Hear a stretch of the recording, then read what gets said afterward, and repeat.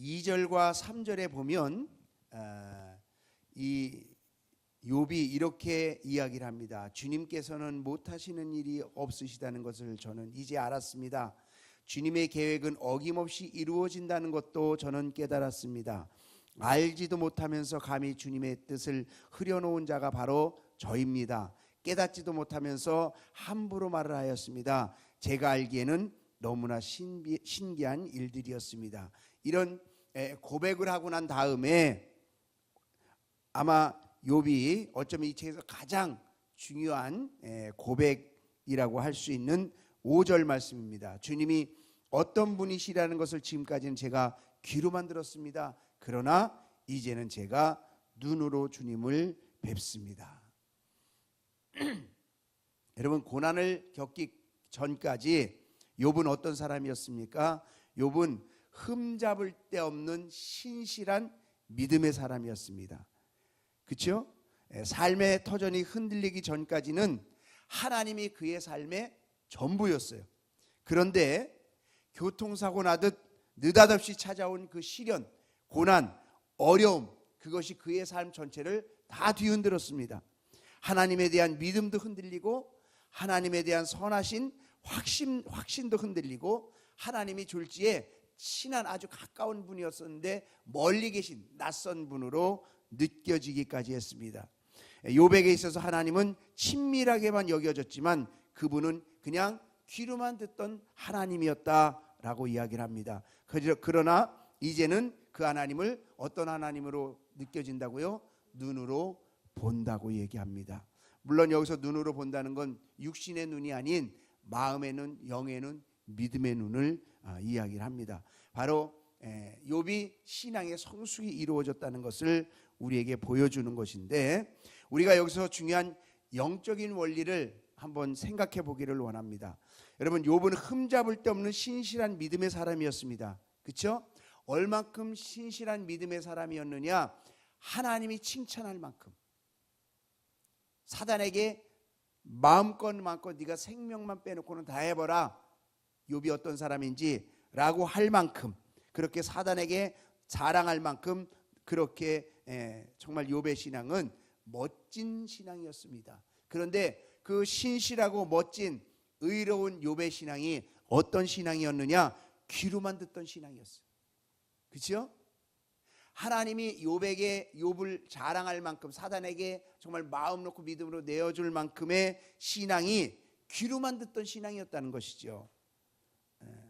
그러면 여러분 한번 가만히 생각해 보십시오. 귀로만 듣던 신앙으로도 그만큼 하나님이 자랑할 만큼 의인의 모습으로, 신실한 모습으로 보여진다고 한다면 귀로만 듣던 신앙으로도 그렇게까지도 될 수 있다는 것 아닙니까? 그렇죠? 자, 그렇다고 한다면 저와 여러분의 신앙은 어떤 신앙일까? 어떤 신앙일까? 현재 우리의 믿음이 좋습니다. 너무너무 좋습니다. 그런데 그것이 귀로만 듣던 신앙이라고 한다면 한순간에 고통 앞에서 무너질 수 있는 것이 우리의 신앙이라는 것이죠. 내가 아무리 지금 믿음이 좋아도, 내가 아무리 정말 의인의 모습으로 정말 하나님 앞에, 하나님 나 이 정도로 떳떳하게 믿음 생활합니다 라고 말을 할 수 있어도 고통 앞에서 한순간 무너질 수 있는 것이 우리의 신앙의 상태라는 것입니다.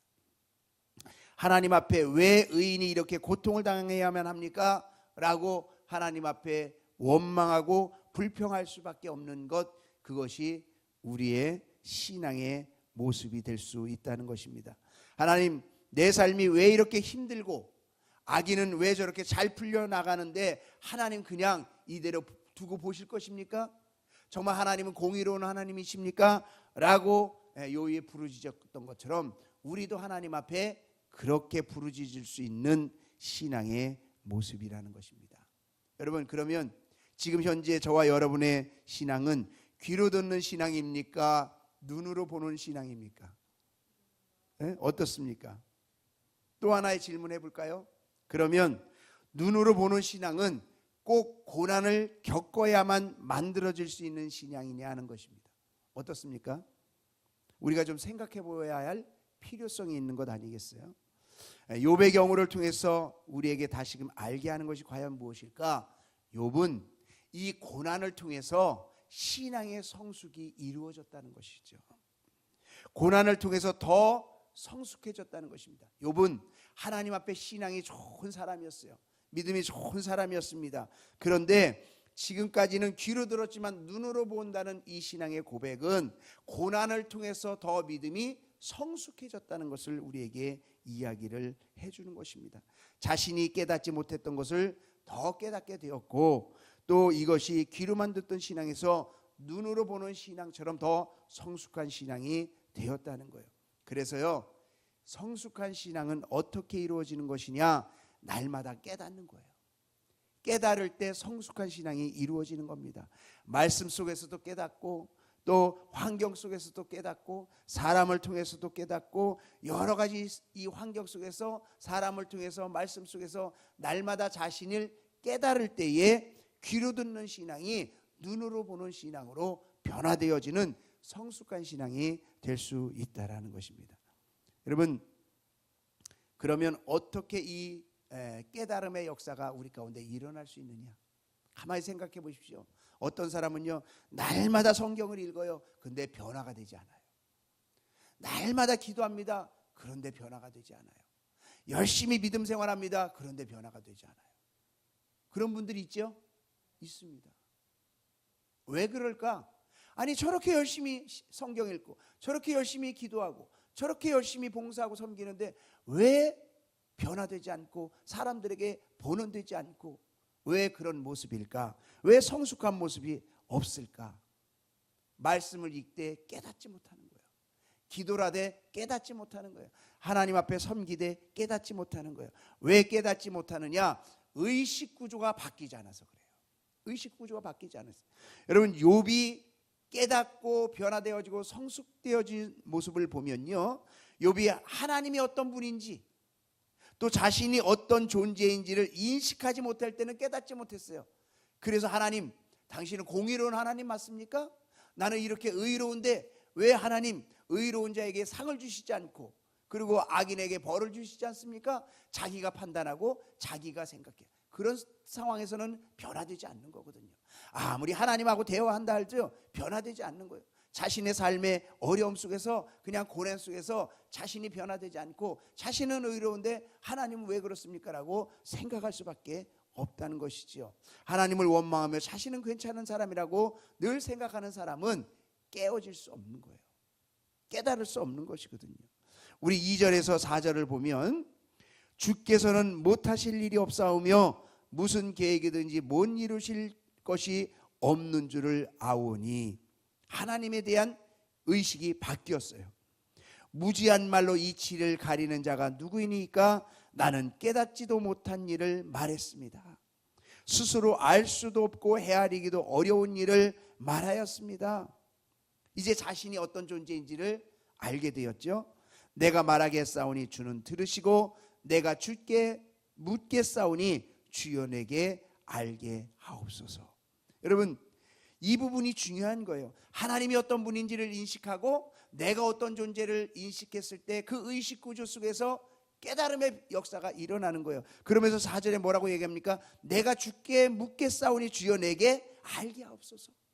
자신을 다 내려놓는 거예요. 내 생각을 내려놓고, 내 모습을 내려놓고, 내 가치관을 내려놓고, 내 생각을 다 내려놓고, 주님 내게 알게 하옵소서. 난 너무 연약합니다. 난 너무 부족합니다. 난 아무것도 아는 자가 아닙니다. 난 아무것도 할 수 없는 자오니 주님 내게 깨닫게 해주세요. 깨닫게 해주세요. 내가 무엇이 부족한지를 깨닫게 해주세요. 알게 해주세요. 자기를 끊임없이 성찰할 때 그 안에서 깨달음의 역사가 일어나고, 그 속에서 진정한 하나님의 은혜와 하나님의 음성을 듣고, 귀로 듣던 신앙에서 눈으로 보는 신앙으로 성숙의 일이 일어나게 될 수 있다는 것입니다. 여러분, 오늘 이 새벽에 나오신 우리 성도님들, 오늘 하나님이 우리 각자에게 주시는 음성이 있습니다. 날마다 주시는 음성이 있고요, 내가 하나님 앞에 신앙생활하면서 들려오는 음성이 있습니다. 그 음성을 내 스스로에게 들려올 수 있도록 정말 주님 앞에, 주님 내게 알게 하여 주시옵소서. 주님 내가 주께 묻겠사오니 제게 말씀하여 주시옵소서.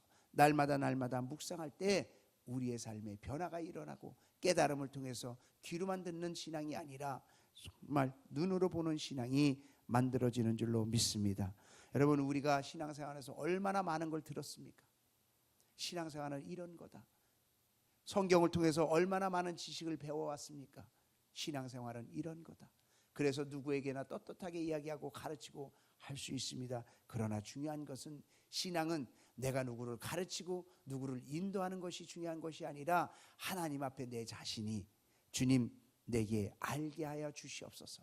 1대1의 만남 속에서 하나님 앞에 날마다 주님 음성 앞에 깨닫고 깨어질 때에 진정한 성숙이 일어난다는 사실 꼭 기억하시고, 오늘도 하나님의 말씀 앞에서 또 기도하는 가운데 1대1의 깊은 만남이 이루어지는 은혜가 있기를 주의 이름으로 축원합니다.